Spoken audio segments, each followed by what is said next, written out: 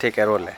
Hello नमस्कार, मैं हूं नीरज कुमार। आप देख रहे हैं मोबाइल न्यूज़ 24। 17 लाख दर्शकों का फेवरेट न्यूज़ चैनल बांका में गायत्री परिवार द्वारा आयोजित महायज्ञ को कवर करने के लिए आया हुआ है। और यहाँ देखिए आप, गायत्री परिवार के तमाम सदस्य हैं।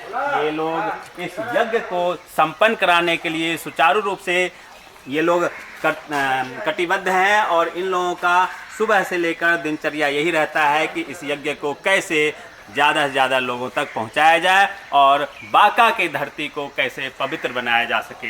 मंदराचल क्षेत्र में बांका ज़िला है और चांदन नदी के किनारे पर ये यज्ञ हो रहा है। जी हाँ, चांदन नदी के किनारे ये यज्ञ हो रहा है। यहाँ पे व्यवस्थापक में हमारे साथ डॉक्टर यशवर्धन जी हैं। इनसे जानेंगे कितना तैयारी हो चुका है, क्या क्या बाकी है, यज्ञ का क्या रूटेशन है, क्या शेड्यूल है। यशवर्धन जी बताएं इस यज्ञ के बारे में, क्या क्या आप लोगों ने तैयारी किया है और आगे क्या क्या बाकी है जिसे करना है। बांका की धरती पर पहली बार ऐसा आयोजन होने जा रहा है, जो कि इसमें 108 कुंडी गायत्री हवन यज्ञ होने जा रहा है। ये 13 से 16 दिसंबर तक संपन्न होना है। अच्छा। इसमें हमारे केंद्रीय प्रतिनिधि के रूप में 3 जिला के प्रभारी श्री सच्चिदानंद तिवारी जी आए हुए हैं। वो विशेष जानकारी आपको प्रदान करेंगे। अच्छा, बिल्कुल। सच्चिदानंद तिवारी जी से ही हम जानते हैं, जो प्रभारी हैं। आप बताइए क्या क्या तैयारी हो चुका है और इसको पूरे देश भर में, विदेश से भी लोग आना चाहें आ सके, क्या क्या सोच के यहाँ तक लोग आए और क्या उनको यश का भागीदारी मिलेगा।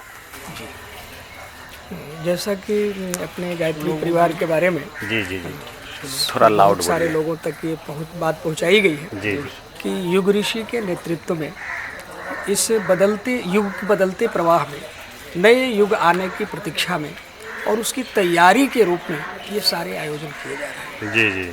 जैसे भगवान राम के लंका विजय के पश्चात दीप जला करके और नगरवासियों ने उनका सत्कार किया था, वैसे ही नवयुग की अगवानी के रूप में ये आयोजन सब किए जा रहे हैं, ताकि लोग ये जान सके कि जो नया युग आने वाला है उसमें आज जैसी अनाचार, दुराचार, व्यभिचार, भ्रष्टाचार की जो प्रवृत्तियां तेजी से फैल रही हैं, 13 से 16 तारीख तक 108 कुंडीय महायज्ञ होगा।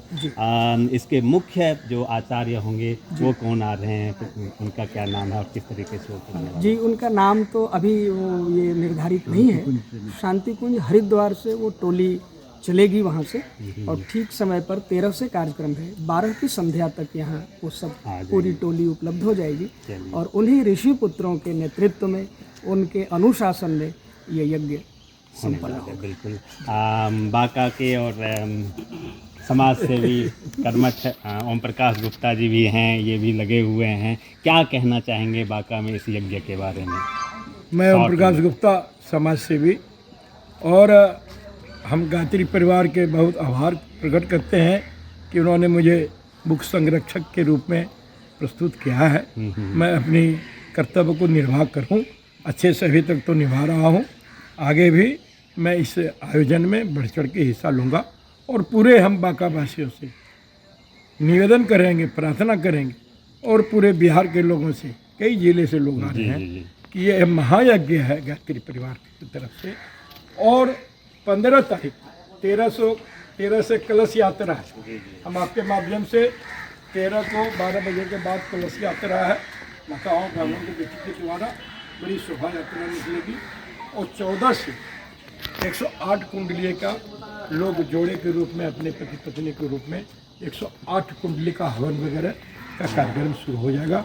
संस्कार महोत्सव होगी और 15 तारीख को संध्या 12,000 दीपक का, तिल के तेल में दीपक का ये कार्यक्रम है। बहुत अद्भुत कार्यक्रम है यह, इसके लिए भी कई लोगों को आमंत्रित किया गया है।